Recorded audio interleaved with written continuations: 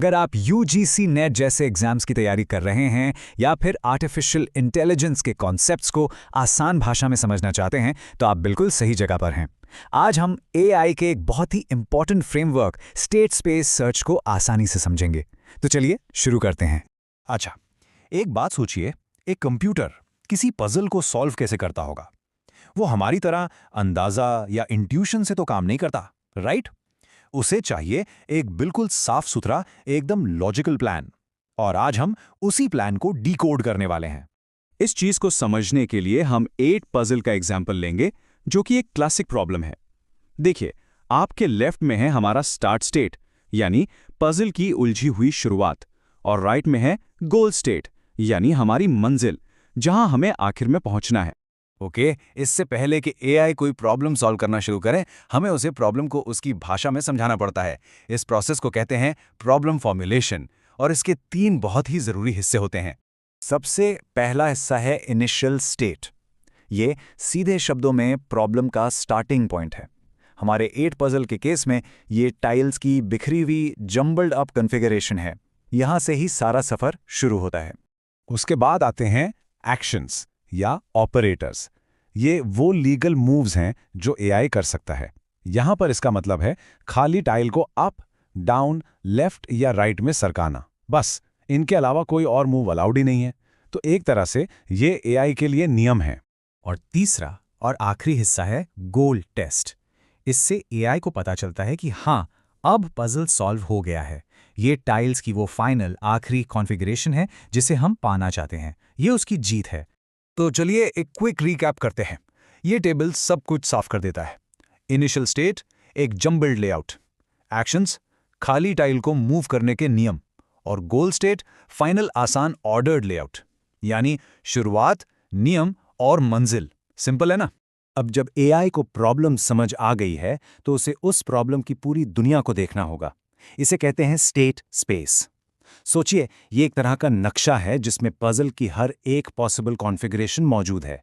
आसान भाषा में कहें तो स्टेट स्पेस वो सारे पॉसिबल स्टेट्स का कलेक्शन है जहां तक हम शुरुआती स्टेट से पहुंच सकते हैं। मतलब उस खास प्रॉब्लम के लिए। यही एआई की पूरी कायनात है, इसके बाहर कुछ नहीं है। तो सोचिए 8 पजल के लिए ये दुनिया कितनी बड़ी हो सकती है, कोई अंदाजा? इसमें कुल 1,81,440 पॉसिबल स्टेट्स या कॉन्फ़िगरेशंस हैं। ये काफी बड़ी संख्या है एक छोटे से पजल के लिए। और जैसा कि कहा जाता है, किसी प्रॉब्लम का साइज आमतौर पर उसके पॉसिबल स्टेट्स की संख्या से ही नापा जाता है। स्टेट स्पेस का साइज ही हमें बताता है कि प्रॉब्लम असल में कितनी कॉम्प्लेक्स है, कितनी बड़ी है। अब इस 8 पजल के नंबर को चेस के गेम से कंपेयर करके देखिए। चेस में पॉसिबल स्टेट्स की संख्या लगभग 10 के आगे 120 जीरो लगाने जितनी है। Can you believe that? ये हमें साफ दिखाता है कि एआई को कभी-कभी कितने बड़े, कितने विशाल स्टेट स्पेसेस में से सॉल्यूशंस ढूंढने पड़ते हैं। माइंड बॉगलिंग है। तो ठीक है, अब हमारे पास एक स्टार्टिंग पॉइंट है, एक मंजिल है और एक पूरा का पूरा नक्शा भी है। तो अब आखिरी कदम क्या बचा? बिल्कुल सही, उस नक्शे पर सही रास्ता ढूंढना। और एआई की दुनिया में इसे ही सर्च कहते हैं। सर्च उस पूरे स्टेट स्पेस में घूमने का, उसे एक्सप्लोर करने का प्रोसेस है, ताकि हम इनिशियल स्टेट से गोल स्टेट तक का एक पाथ, एक रास्ता खोज सकें। इसके लिए बहुत सी अलग अलग स्ट्रैटेजीज होती हैं। जैसे कुछ एल्गोरिदम्स हर दिशा में थोड़ा थोड़ा एक्सप्लोर करते हैं, तो कुछ एक ही रास्ते पर चलते जाते हैं जब तक मंजिल ना मिल जाए। और यहाँ पर सबसे ज़रूरी बात यह है कि ये स्टेट एक्शन गोल का फ्रेमवर्क सिर्फ पजल्स के लिए नहीं है। ये एआई में बहुत सारी अलग अलग प्रॉब्लम्स को सॉल्व करने का एक बुनियादी, एक फंडामेंटल तरीका है। चलिए इसके कुछ और एग्जाम्पल्स देखते हैं। जैसे कि ये 8 क्वींस प्रॉब्लम। यहां पर गोल है चेस बोर्ड पर 8 क्वींस को इस तरह से रखना कि कोई भी क्वीन दूसरी पर अटैक ना कर सके।